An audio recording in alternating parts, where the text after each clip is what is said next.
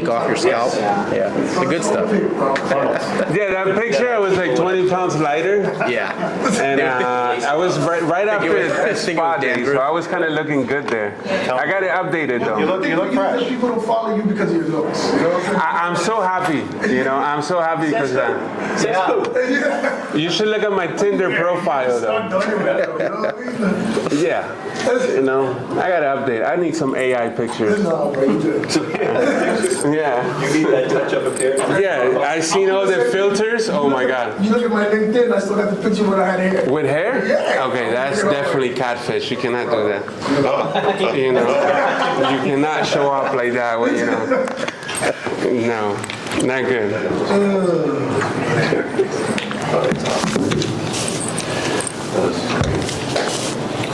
We'll give it a couple more minutes. Tim, where are you in that picture? Yeah, where are you? Jordan, Okay. that was it. That was in. This is the story you're telling with me? Monty Python? What's that? This is when you're telling me you were in Jordan? Yeah. We were at lunch. Okay.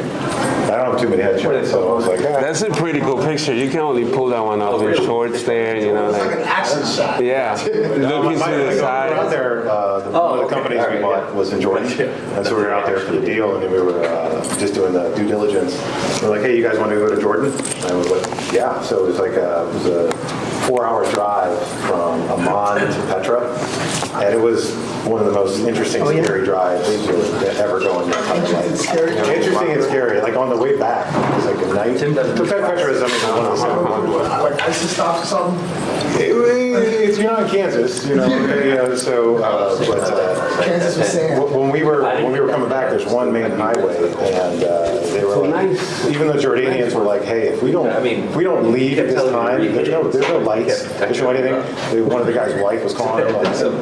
We were kind of white knuckled the whole way back. It was a great experience. But, it was scary, but we were able to climb over all the whole mountain. So it was really fun. I was in the couch, so. You had a nice time though. So it was a good. Oh, for sure. You're walking around like little powder. So going out afterwards was a good idea not to do that. I don't know. We had to leave the door open, or I went to bed. No, it's fine for me.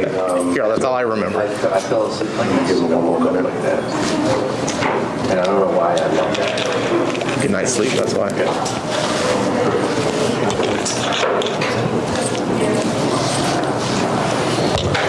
All right, let's just kind of jump in. So my name is Tim Gill, and we're kind of here today to talk about getting the most from marketing strategies, specifically your funnels. How to create a funnel, how to implement a funnel, and how to optimize a funnel.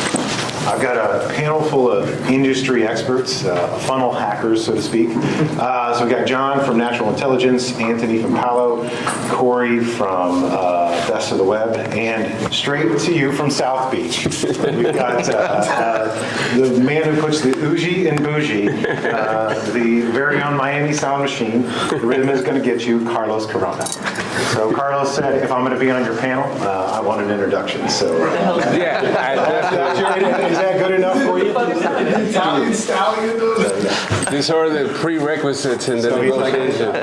He said he had to do it. So really, you guys are going to share with us their tips, their secrets, their tips, their tricks, kind of the tools that they utilize to generate high profit campaigns year in and year out. No matter if it's a Google update, if it's an industry change, if it's a new offer, they adapt and they succeed. So just kind of real quick, funnels. I think we all have a general understanding of being marketers what funnels are. And what we want them to do. So it's that user journey and what that user can do and what we want them to do. And what we don't want them to do is we don't want them to expand. We want them to convert. You probably should shut that. So you can have a very low intent funnel that has many steps. You're talking probably something programmatic display. It's very nurturing, and then you can have a very high intent funnel where you maybe somebody doing a branded paid search. You drive a call or you drive a click, and then or even to a web form that's it's very short. Very simple. But in both situations, we want you to, you want that user to go through. You want to have as many people go to the top of the funnel as to the bottom of the funnel. So really, and so that's the goal. And my goal here today is with this group is like, hey, can we take one or two things from, kind of the tool sets these guys have been able to, build up? Can we take some of those things, you can glean those things, take them back to your campaigns, maybe improve your conversions, and also kind of reduce that abandonment. So the format is going to be, it's like 45 minutes. I was going to leave 10 minutes of Q&A, but this is kind of a classroom setting. So, own your own experience. If you have any questions, just raise your hand or shout it out. If you have, or if you have anything to add to it, please do. Let's just, try to have a good open conversation. What I'm going to do is I'm going to do some more in-depth intros to these guys, so you can understand where they're coming from and kind of the campaigns they run. So, if we look at it, really what we want to do is just kind of riff on what we've done, how we've done it, some of the successes and some of the failures and that we've had, and also just kind of where we think things are going over the next, several years for, kind of funnels and campaigns. So I'm just going to go ahead and jump right in. So kind of, John, you're natural intelligence. Kind of tell us about natural intelligence and what things need to go right and kind of how your funnels play into that with natural intelligence. Sure. Yes, please. And then I'm just going to go through each of them, do the same thing with each one of them, and then we'll get into more general questions, more generalized stuff. Go ahead, John. Sure. So natural intelligence, we're a world leader in intent marketing. Basically, what that means is we, by non-branded non-branded keyword terms on Google, drive consumers to comparison charts. So it's a traditional top 10 type of business. I run the Fintech side of the business from a biz dev standpoint. It's about 20-some financial services and Fintech and insurance verticals, but we're in hundreds of categories across a number of different services. But so for us, there's, as I'm sure for everybody on the panel here, several funnels, right? We've got the funnel from the impression to click. So we get that eyeball on our chart, and then how do we get them to engage with one of the brands on our chart? From that click, there's the funnel that takes them to the lead. Now, admittedly, most of the leads are generated on the sites of our brands. So they're actually consumers clicking off of our site onto one of the brand sites, and then from lead to sale eventually. So, multiple funnels throughout that process, and we're involved every step of the way, because ultimately it's a consumer that originated from one of our sites, one of our charts, and if they don't convert at a super high rate, then our partners aren't going to continue to engage with us. They're not going to pay us what hopefully is a... So your main funnel, though, is just like you're driving clicks. So basically it goes to your comparison site, you list 5 or 6 or top 10, top 10, and then it's that click then goes to that person's landing page, and that is kind of your funnel, your main conversion point. Yeah, it is. But then when that success happens on the brand side, we get success data back that we can tie to the click that originated that. So we are getting success data all the way back to the keyword level, so we can scale the campaigns that and optimize the campaigns. That's a great point. So I know somebody, I don't know if that person's here who asked the question, but we'll get to it. She's like, hey, how do you get that data back? So we'll make sure to address that. So great. Anthony, tell us about PALO. What's up, everyone? I'm Anthony Paluzzi, CEO of PALO Media. Do I need to get this close? No? All right, good. Whatever. We're a performance agency. We focus on inbound calls, and really all types of calls, and legal and insurance. That's our 2 main focuses. And since we're talking about funnels, really what needs to go right for us, and actually there's so many different stages of a funnel. There's getting them in, converting them, interactions within it. But with how we approach things, getting them to engage, just getting them into our funnel, as plain and simple as it sounds, this is what is our biggest success factor. Because when we get them in there, we're really good at managing them, pushing them down through the funnel, getting them to interact, and eventually make a phone call. So when I think about the most important, or what your question was, what's the success factor? Yeah. What needs to go right in your business, and what are some of the things, and how do those funnels play into that? Sure, yeah, it's just getting them into our funnel. So we attack many different media channels, whether it be search, co-write, Facebook, just some type of data. If we can get them to engage, get into our funnel, we do a really good job of just continuously pushing them through. We don't really have a lot of breakage. to get that phone call to happen. Where some marketers may have a tough time, let's say a finals onboarding call or something like that. Really for us, it's let's get these people in that funnel and make this shit work. So It seems like you have maybe some mix of kind of low intent maybe, but. Definitely, yeah. And whereas John, you guys have much more high intent. Right. Okay. yeah, for sure. You gotta low intent to high intent regardless. You gotta get them to act, because then you're wasting money. So that's how we look at it. Does that answer your question? No, you did. Corey, tell us about kind of Best of the Web and tell us about your funnels, how they impact your success of your business. Yeah, so Corey from Best of the Web. Oh, you don't have to move close. I think it's loud enough. I want people to hear you. Okay. So I run a review and reputation management platform. Originally, it's a 27-year-old business directory that we've been kind of turning around. And so for us, success is going to come in a lot of our customer acquisition, but also our onboarding funnel, getting people to actually use our software platform instead of kind of setting it and forgetting it, the constant adoption, and that's where we're heavily focused on. So do you have a B2B funnel and a B2C funnel? Yep. Yeah, so right now focusing heavy on the B2B funnel, and while we're kind of slowly rebuilding the platform, we took on rebuilding it from the ground up and relaunched it, so really the B2B side, and then we'll move heavier in the B2C as that gets moving. Awesome. Carlos Corona, please tell us, what needs to go right in Unik Media Group's funnels for success? Funnels. So I'm Carlos. I am the CEO of Unik Media Group, and we are in the pay-per-call business. Thank you, Corey. Mostly inbound calls through social media and search.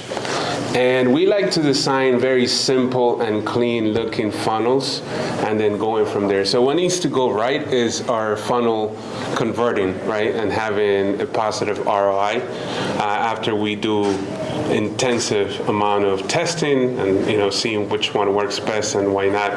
And then from there we start scaling it and start simplifying it. So I'm a big believer that less is more.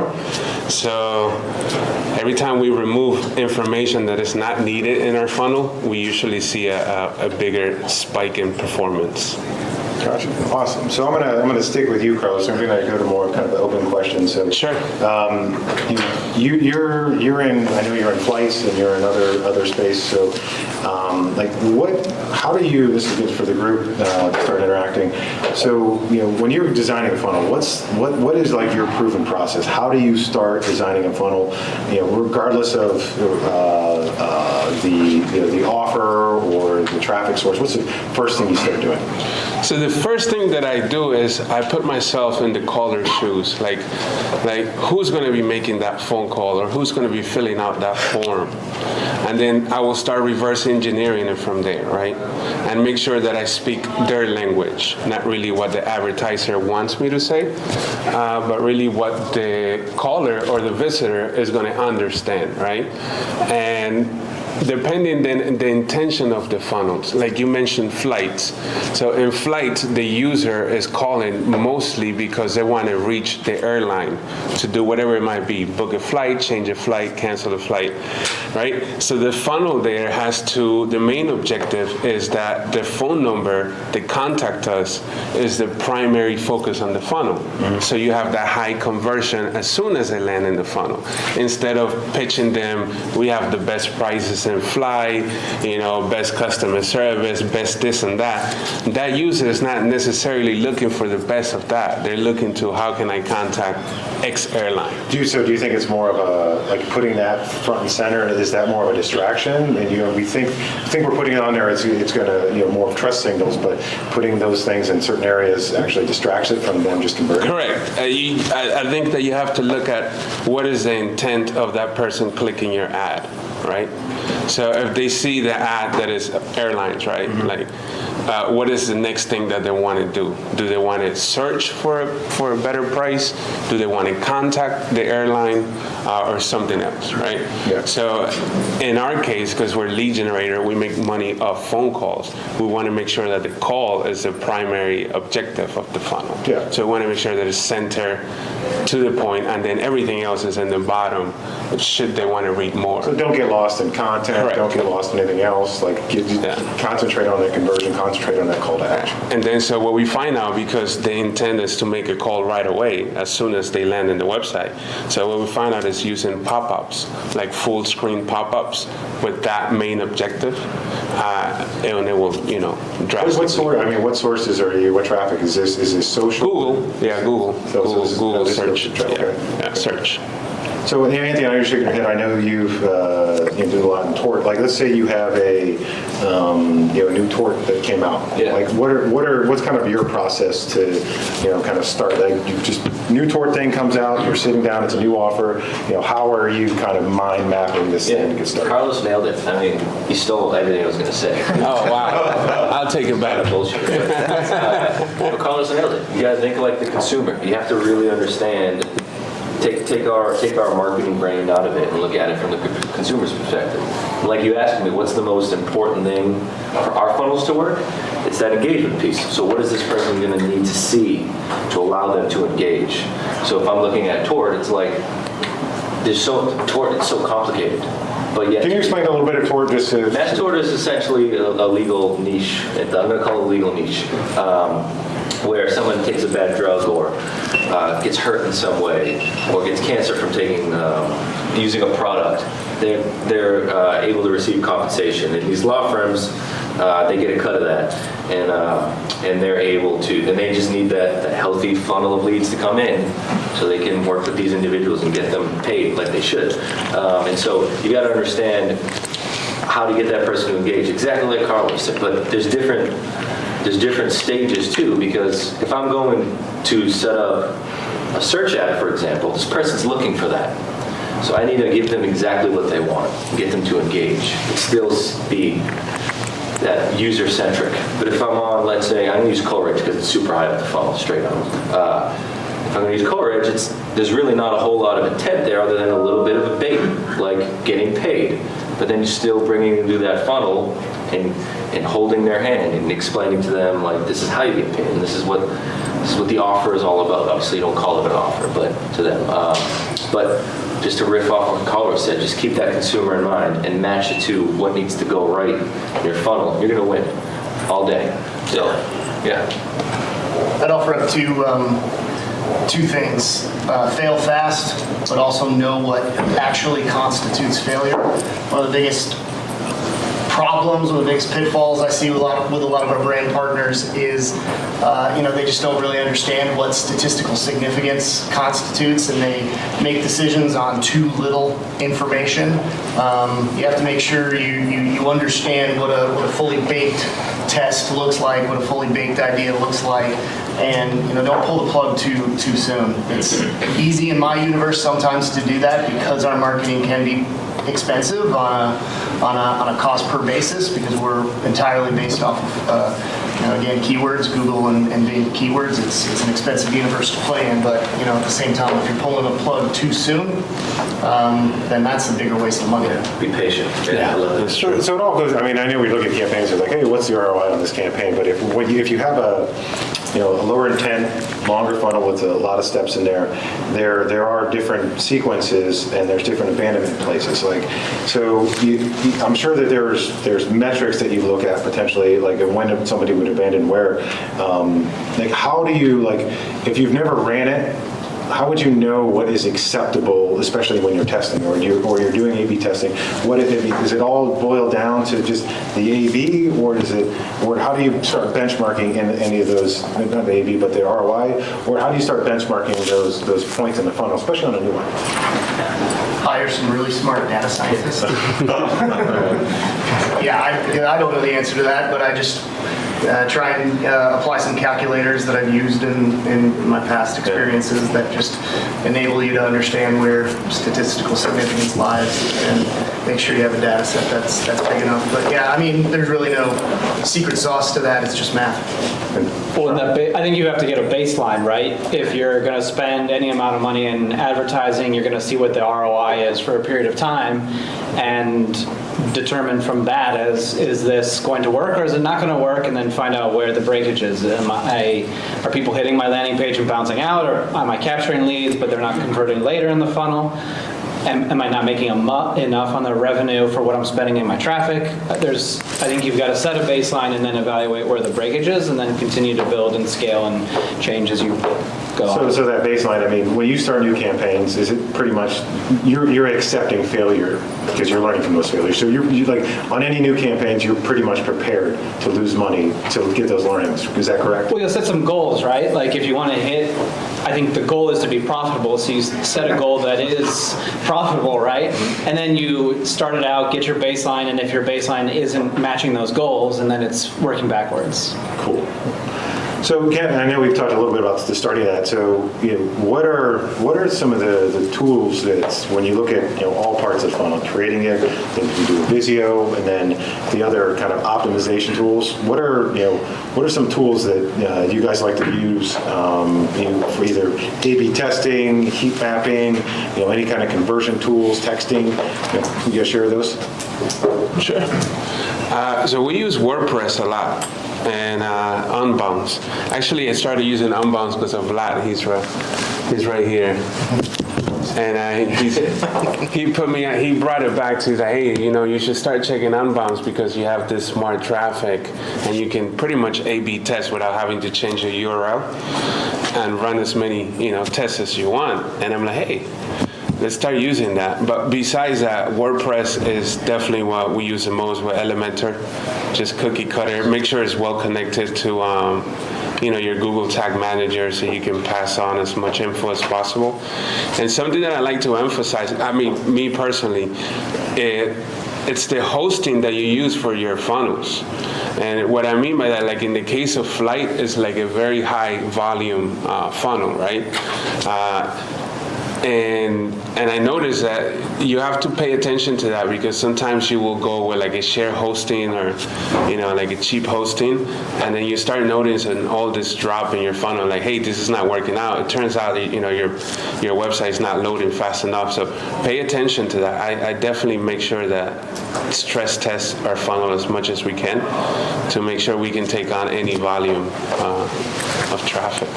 So yeah, WordPress, obviously Zapier or Zapier, I don't know how you pronounce it. Zapier. Yeah, there you go.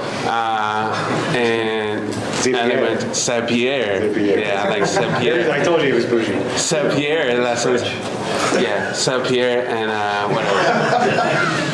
Elementor, yeah, I mentioned that, and Ringbot, we integrate the number pool to pretty much every single one of our funnels, so that way we can pass like data down to the browser or ISP.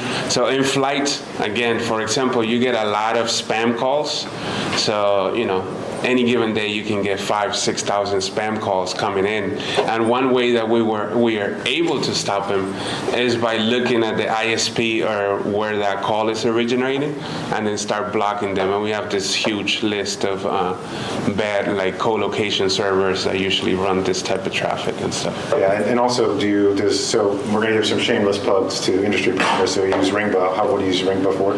For Ringbot for call tracking. Gotcha. Yes. So now when you blacklist numbers, do everything they allow for that? Yeah, correct. Yeah, all of that. But the reason why I mentioned that is because when you put a number pool in your landing page or in your funnel, right, and you start capturing that data, like especially if you're running like, any type of paid ads, like social or Google ads, and you start passing all those UTM, all those variables, then you can come down to your tracking, call tracker, and nail it down to what ad is working or what campaign without having to go to multiple, dashboards to look at that information. So I can just go right there and be like, okay, this ad, Facebook is telling me this, but Ringbot is telling me this. And since I'm looking at dollars, like I usually be like, well, I'm going with this right here, regardless of what Facebook is telling me. So roughly your stack is kind of, WordPress, Elementor, Unbounce, Ringbot, kind of what else do you like to use? I use Cloudways for hosting, Zapier. Like you said. Okay. Zapier, he likes to say that.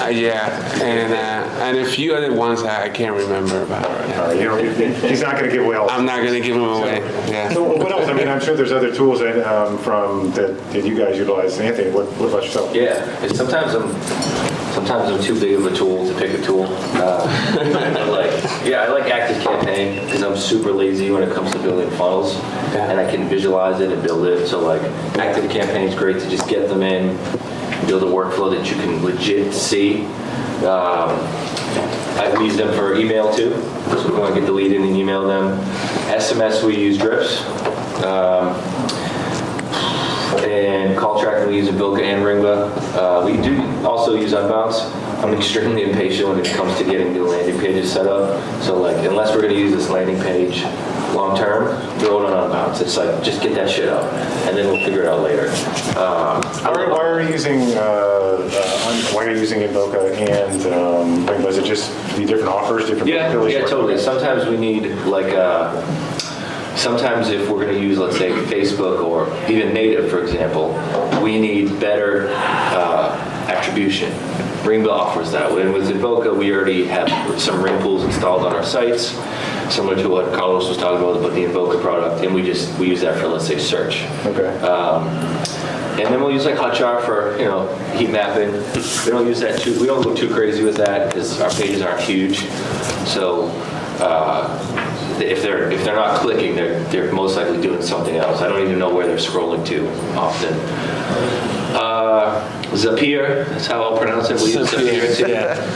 But that's really it. I mean, the basic shit like Google Analytics, Google Tag Manager, and then we use Lead Prosper to house our leads in if we want to remarket to them later. But I think that's it. Gotcha. Yeah. So Corey, your site is more kind of B2B focused and not paid focused. Is there anything that you're doing on kind of the directory side and B2B as opposed to just paid?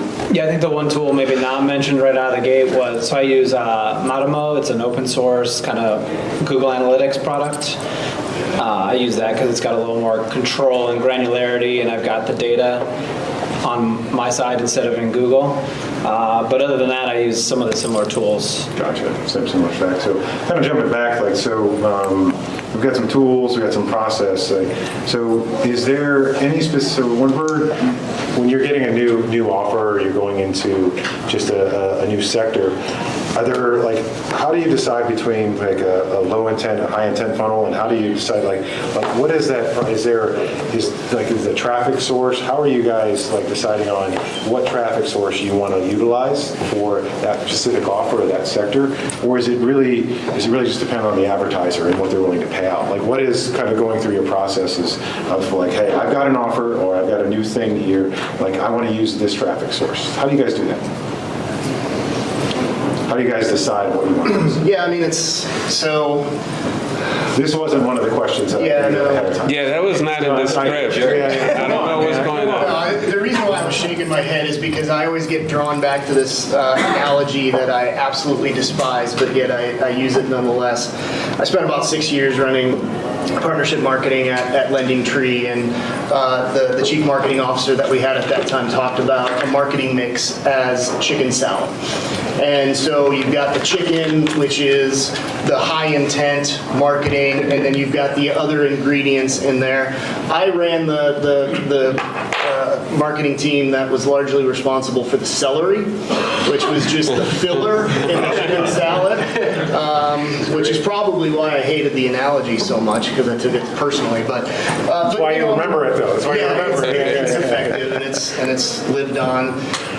But yeah, I mean, that's kind of the way to look at it is, so, at natural intelligence, maybe it's I'd like to think maybe a little more elegant, but, think of it as a quadrant. You've got high intent, low intent on one axis, you've got low margin, high margin on the other, and you're just trying to mix and match within those quadrants to drive as much high intent, and if you have to break even on the super ultra high intent and make your higher margins on a lower mix of low intent. But, again, and this kind of goes back to the question we got and what I mentioned before, as long as you're getting a goodly amount of success data back from partners and you're still optimizing to their acceptable acquisition costs, then you can use that data to pull in the margins that you need to pull to keep the right media mix.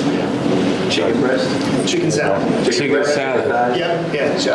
I mean, I'm a dark meat guy. So. All right, good choice. Can I riff on that a bit? Yeah, please. Somebody dragging a body down the way down there. You ask can you shut that door? I mean, please. I kind of look at it as like, how aware are they of what the program is? It's like that whole solution aware, problem aware, all of that. If they're solution aware, they're going to be. I always fuck this up. I'm sorry, my bad on the language. But if they're solution aware, they're probably going to be on Google. And if they're solution aware, they'll be on Google. Maybe they're not aware of anything, and we have to teach them. And a better way to teach them is going to be, let's say, on Facebook or native or something like that. So you're saying there's like status quo. Status quo is the low intent. So you want to hit them with the low intent because they're not in that decision-making process? Sure. Yeah. Exactly. Like it's all about just educating them as much as you can based upon what they know about the program. So I'll pick, let's say, insurance to mainly use Google search because they know I can save money on insurance. They're looking for it. Yep. Whereas with Facebook, I need to teach them because they're looking at some stupid video or something, and I need to get them out of that mindset. Right, so maybe like a mass toward, like, hey, they don't know they get this. Right, is out exactly. there. Okay. Hey, it's like, let me tell you about this problem. Let me make you aware about this problem. Oh yeah, we got a solution. So it's like it's like you're creating the demand instead of just kind of grabbing it. Yeah, exactly, exactly. So, kind of looking at, obviously you guys have been running campaigns many, many years. What are some of the challenges that you've faced over the years and currently facing, and how are you overcoming those challenges? Compliance. Really? Definitely I compliance. never would have guessed that from you. Yeah, never. Not at all. So sometimes I have to play by the rules. And Google and Facebook, it seems like, bipolar, to say the least. Yeah. One day your ads is running, the next day, your ad says something that it wasn't supposed to say. And then, compliance is a big issue, I think. But everybody that was running Medicare, I'm sure compliance is a big issue. So definitely keeping up with the, So that's part of that's part of what kind of running your offer, but and keeping those up and running. Is there certain specific things like in the funnel aspect that you guys are running into? Corey, you got any? I had something, and then Carlos distracted me with his compliance. I think, to John's point, that being disciplined, having enough of the data and relying on that math is always a challenge. You see something and maybe you want to make a gut check reaction and nip it before it becomes a bigger problem, but the data's not quite there, and just being disciplined to kind of see it through. Gotcha. So not being squirrely and being able to Exactly. stick through it. Okay. Yeah. Corey, he worked for me 3 years ago as my SVP, and within the first week we were in a leadership meeting, and he questioned one of my decisions, and he told me I was squirrely. So he's just trying to use it back on. Oh, wow. So I got to use it. I heard that. Yeah. You took a jab. I never He forget. took a jab and no one knew until he told everyone. So Wow. Anthony, what about you? What about yourself? I mean, compliance is definitely there, but I wouldn't say we're misleading people. It's more like, does Facebook hate us one day? They've hated me forever. So how are you? But how are you overcoming that? How are you? I don't know. Luck. So there's no secret sauce. No, I mean, having a good, it's kind of like with Google and SEO. They won't tell you what to do, but they'll say, hey, this is what we think is important. With Facebook as well, they're not going to tell you what to do. They're not just going to one day say, you won't get your account shut down at all if you do these things. They won't do that. They'll just tell you what is important to us. Having a verified business manager, and it's got age, and you're slowly spending, and you'll still get shut down. But there's that. It's not misleading the consumer. And then I would say we're a big believer in SMS, and we do it the compliant way, but there's a lot of people who don't, or the individuals that opt in to our funnels get saturated elsewhere. So that's a curveball for us, because now we're competing for their eyeballs when they just want to unsubscribe from everything, whereas we want to bring them value. So kind of see the funnel shortening in a way. You can't just get them into a funnel super high up anymore and expect it to work and engage as much. You gotta maybe focus a bit more further down the funnel, because they've been kind of like that banner blindness type of thing. People don't touch banners on sites anymore. There's a lead gen blindness where they know, oh, this is an offer, this is a marketing campaign. Where's my real value? That's the hard part for us. It's like, not looking like a lead generator in some way, looking like something of value, a brand, and treating it like that. Makes the funnel super long at times, and we got to get our ROI later. But those are the issues we see.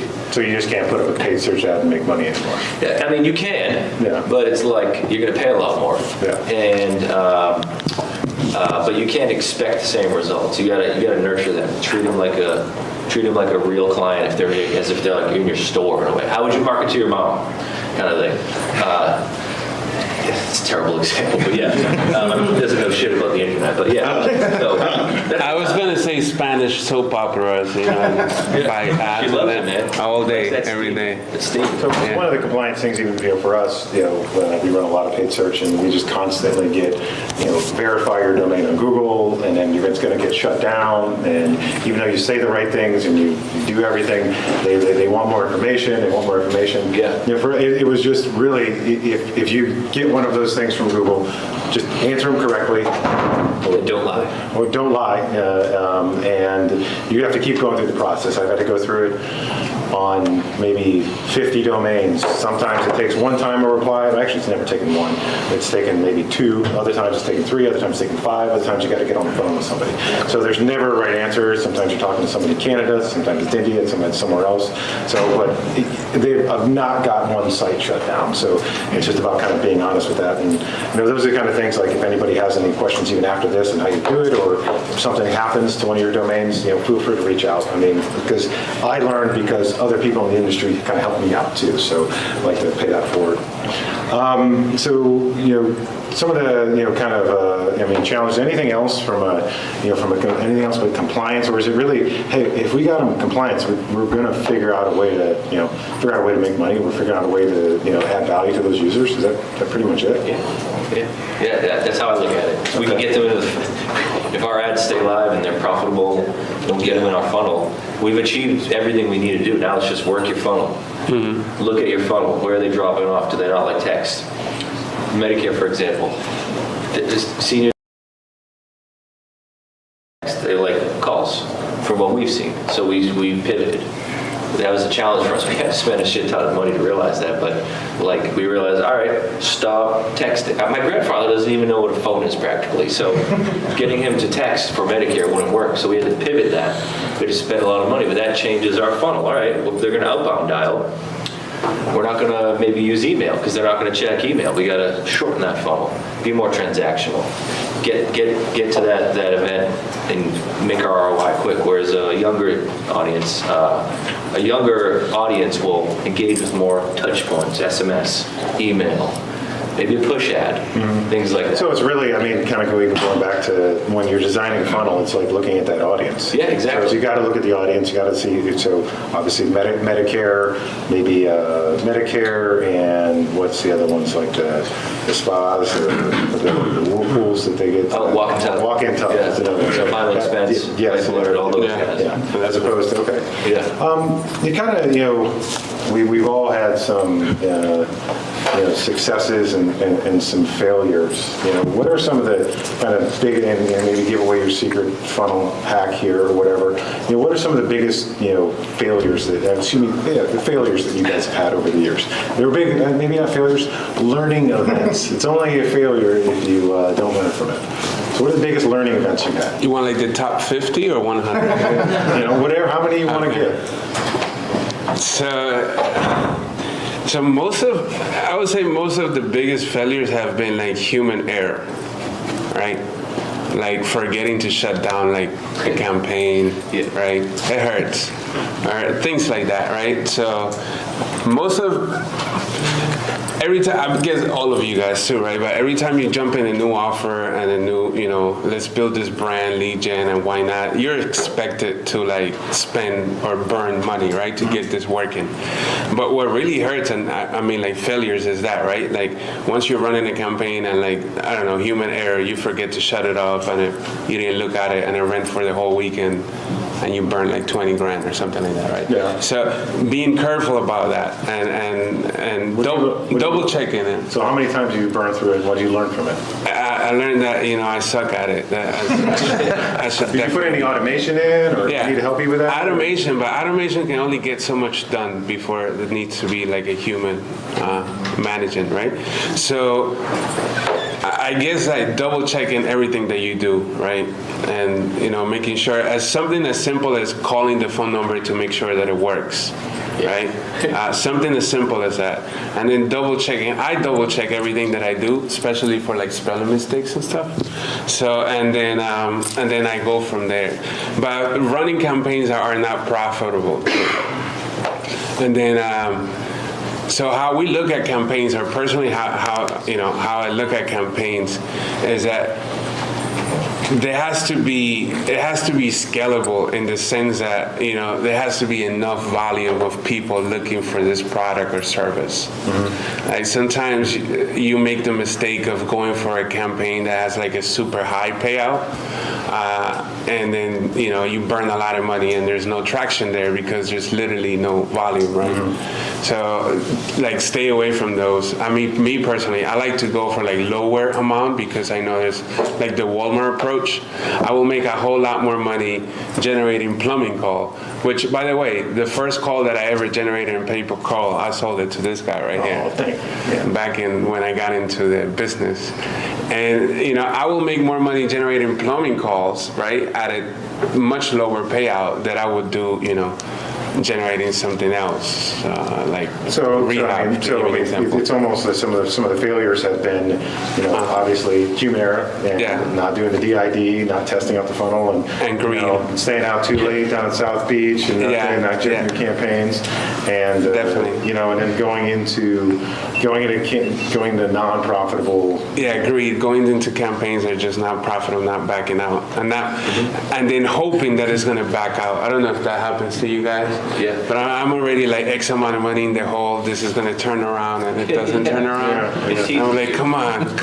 And all right, bye, Felicia. Just let it go. So Corey, I think we might have the same failure and success one. What was the failure for you? Well, to Carlos's point with some of the automation, we had some things in play, but didn't have a proper check, we'll say, and there was a particular keyword that was tied to a brand. The brand got on the news, and everyone started searching that brand. They sponsored a bowl game. And the bowl game got canceled, and we didn't know about it, and didn't have the right automation and notifications in place, and burned quite a bit of money. Yeah, thousands of dollars in about 48 hours, and then showed up, and we're like, oh crap. And it goes to cash flow, because if you're starting out and you have you're working on a shoestring budget, right, and you burn that kind of cash, it could really put a dent in your operation, Anthony, what about you?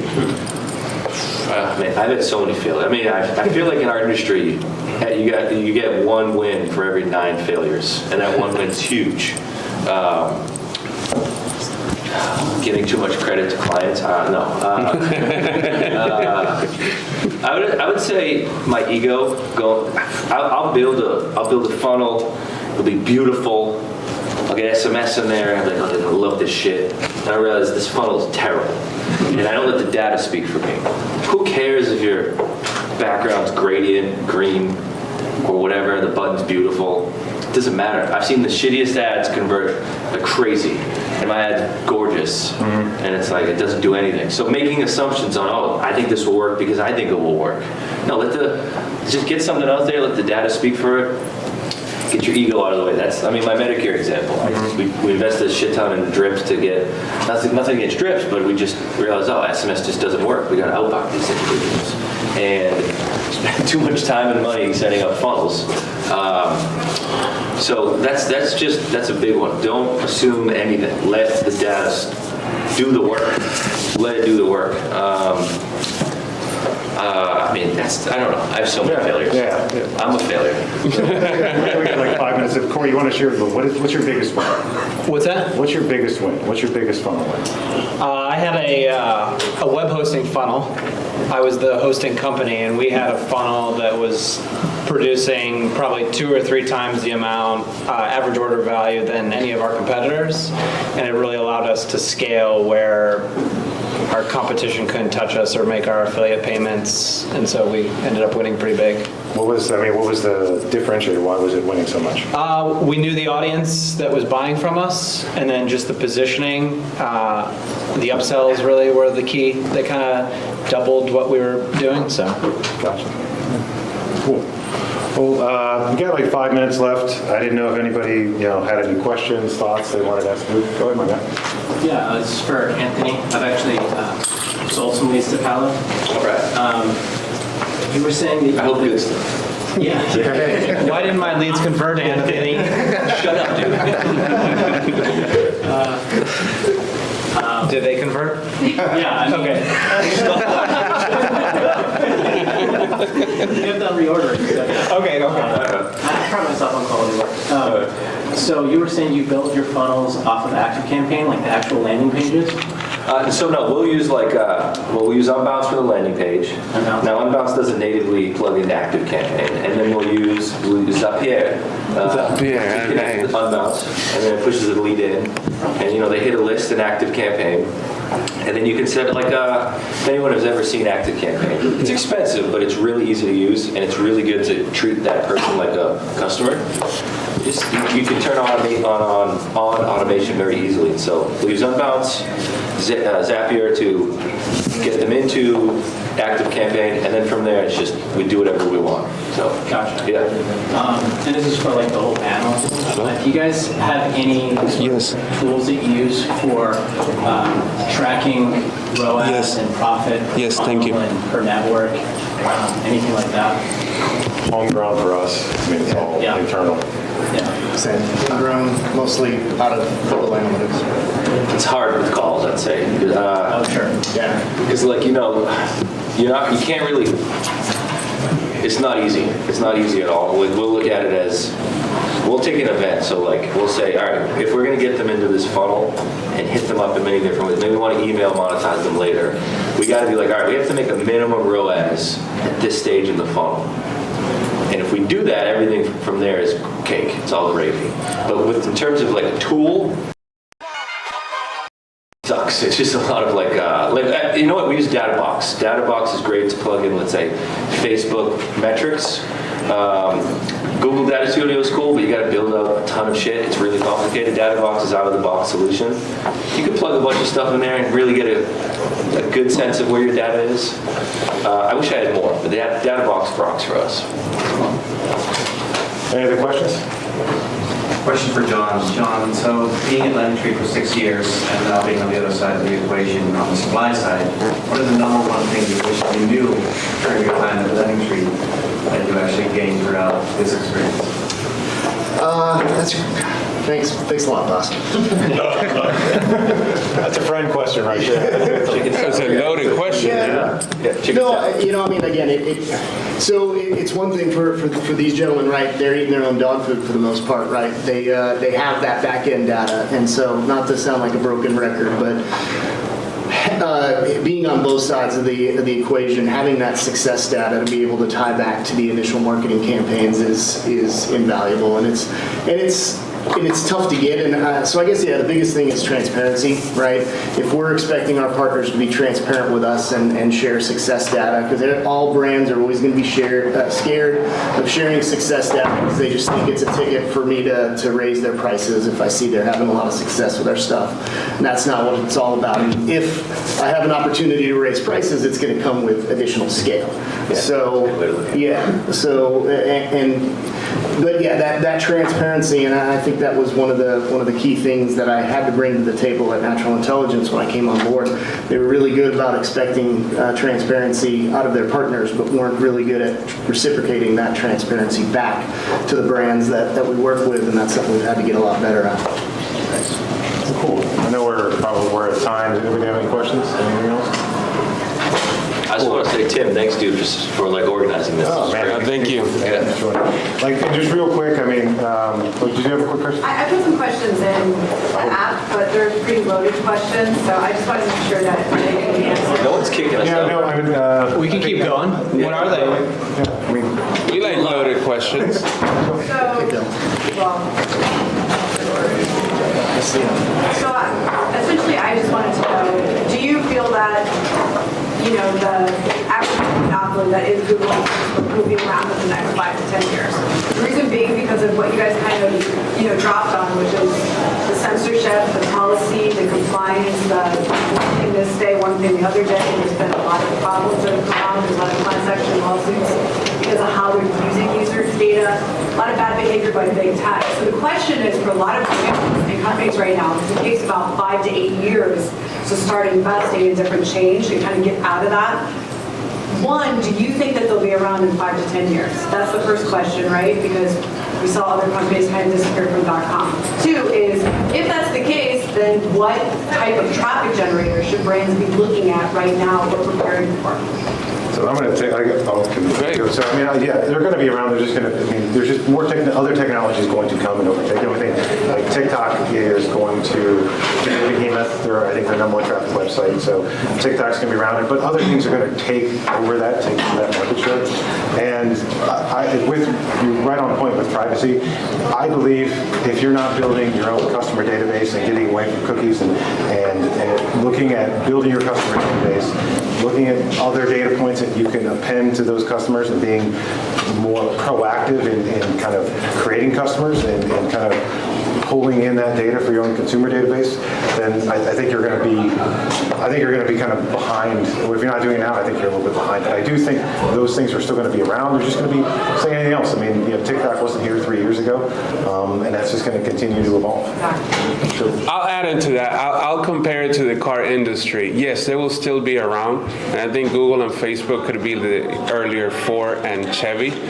And then we're going to have to cater to different consumers that find time in different apps.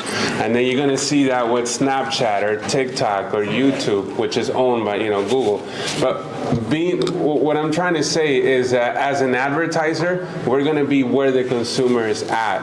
And right now, because Facebook and Google were pretty much the pioneers in the industry, that's where most of the consumers are at this point. But moving forward in 5-10 years, we might be advertising in the metaverse, because that's where our consumers are going to be at. There was a really good white paper I read the other night from Tenuity. They're like the largest independent agency in the world, and it was kind of like the trends, and it was really good. So if you want to get into deep on that, they just published it.